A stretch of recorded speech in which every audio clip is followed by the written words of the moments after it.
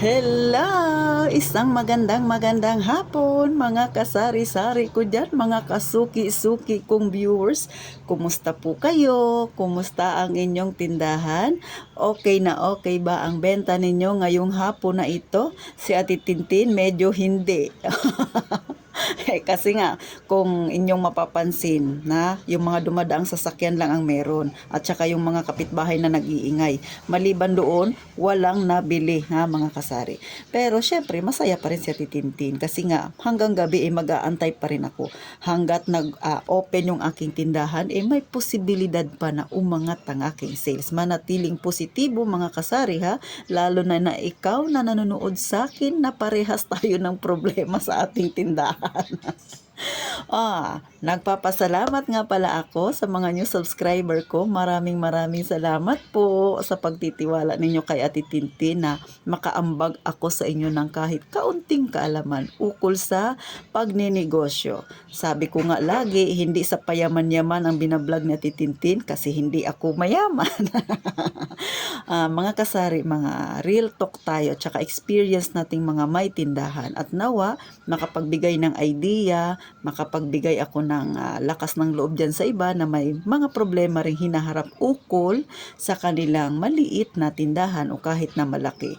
Mga kasari, sa mga hindi pa nakasubscribe, please po, pasubscribe na lang mga kasari at saka palike na rin. At kung gusto ninyo, mag-comment sa baba na mga topic na pwede nating talakayin ay pwede yan kay Ate Tintin mga kasari.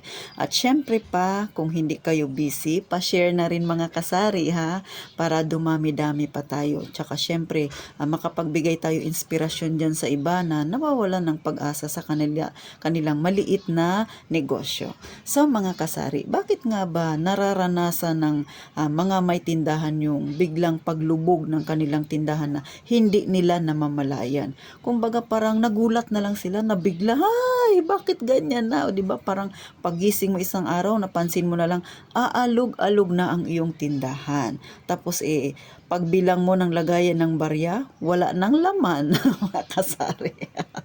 Huwag kang mag-alala, na experience ko yan. Kaya nga ito, ang mga sasabihin ko, baka ito ay isa sa mga ginagawa ninyo mga kasari. So magiging call up ito sa inyo, baka hindi nyo napapansin. So number 1 mga kasari, baka ikaw mismo may-ari ng tindahan, may bisyo ka. Hindi pinag-uusapan kung anong bisyo. Basta may bisyo ka. Kunwari, dito mo kinukuha lahat kung wala kang bisyo, pero diyan mo naman kinukuha lahat sa yung tindahan, ha? Dukot ka lang ng dukot. Ulam natin, corned beef ngayong umaga. Mamayang gabi, ulam natin, noodles, dukot ka.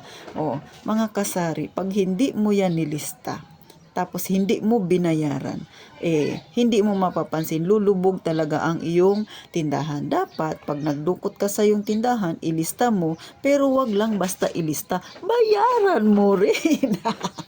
Nilista mo nga, lista ka ng lista, haba-haba na ng listahan mo dyan. Hindi mo naman binayaran, anong mangyari sa tindahan mo? Mauubos talaga, mabangkarote talaga. Kasari ha? Ganon. Number 2, kung meron kang kasama dyan na hindi mo napapansin na ikaw pala ay kanyang nakukupitan, mga kasari. Madalas yan kung ang nanay ang nagmamayari ng tindahan nyo. May mga anak siya na medyo nagbibinata na. Nangungupit ng pera. Lahat naman ng mga anak dumadaan dyan mga kasari. So ganun talaga. Kaya dapat ikaw nanay matinding pangbabantay ang gawin mo.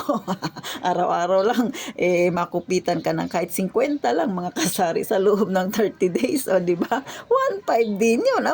Kalahating sakong bigas na sana yun. O kaya makakabili ka na sana ng dilata na iyong paninda. Ganun mga kasari. O kaya naman kung may malit kang anak, sige dukot ng candy, madukot ng biskwit. Sa biskwit, magkano lang tutubuin mo? Mas lalo sa candy, mga kasari. Ang tubo mo dyan, pinakamataas na ang 12 pesos. Dukutan ka ng 5 piraso. Ngayong araw na to, bukas dukot ulit. Ubos ang puhunan.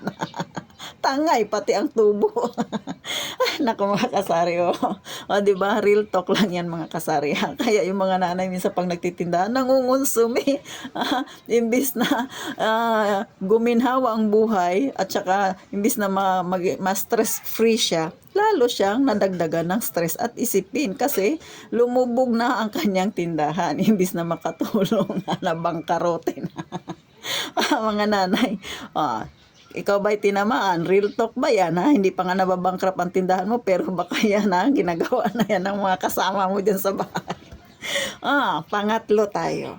Baka ikaw ay mahilig mag-stock ng yung paninda na hindi naman saleable. Mga kasari, ha? Ito nangyayari talaga, totoo talaga ito. Kunwari, may bigla kang kakilala na may mga panindang nilalako, mga sinulid na yan, mga kung ano-ano, mga school supplies. Minsan may mga ganyan yan eh. Tapos ikaw ay na sales stock, alam mo na nga na hindi mabenta, hala, bumili ka pa rin ng marami kasi nahiya ka lang sa kanya. O kaya minsan, naawa ka doon sa nagtitinda. Mga kasari, huwag kayong mag-i-stock ng paninda. At lalo na kung hindi naman talaga yan saleable. Pwede kang mag-stock pa konti-konti lang para meron lang na maitinda kung may maghanap. Pero alam mo namang hindi halos gumagalaw tapos nagtambak ka pa diyan kasi inisip mo, ay, malaki kasi ang tubo nito pag nakastock ako. O nga, malaking ang tubo, pero ang tanong, hindi naman yan mabenta, paano tutubo ang pera mo? Syempre, tapos nilalangaw lang yan, tinda na yan. Dagdag lang yan dyan sa iyong lilinisin sa iyong tindahan. O diba, sayang yung space mga kasari. Dapat ang gawin mo yung iyong i-stock ng marami yung mabenta para madali mong mapaikot ang iyong puhunan. Number 4 na tayo mga kasari. Yung ikaw ay nagdidesisyon ng pabigla-bigla, hindi mo pinag-iisipan kung anong mangyayari sa hinaharap. Katulad niyan, maayos ang iyong tindahan, wala ka na sanang problema. Biglang may lumapit sa iyo na lending, mga nakamotor. Ate, dagdag puhunan, mangutang ka na, 70 lang ang isang araw. Ikaw naman ginagrab mo yung opportunity na yun kasi syempre araw-araw. Pero hindi mo naisip, malaki pala ang kanilang tubo sa iyo.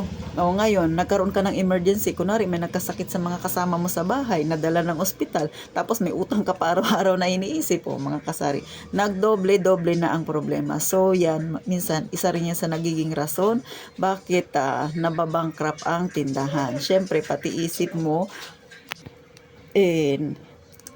nahihirapan kasi nga sa mga ganyang desisyon.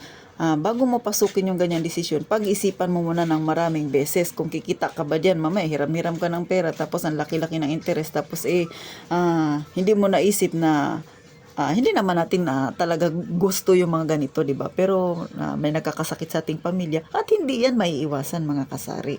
Kaya nga, kung wala kang sakit ng ulo, huwag kang maghanap. Gano'n lang yung mga kakasari, ha?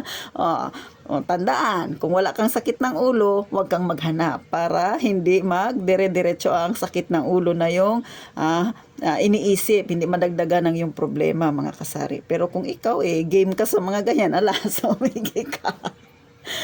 Next, dito na tayo sa panghuli, mga kasari. Ano ba yun? Yung ikaw ay pautang.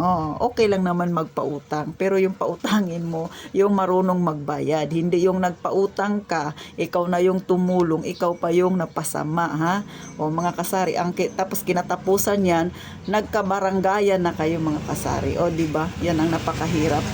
Yung ikaw na nga yung tumulong, ikaw na yung masama, ikaw na yung parang nanggigipit sa kanya kasi sinisingil mo siya. So, yan ang mga 5 dahilan kung bakit nababangkrap o bangkarote ang isang tindahan.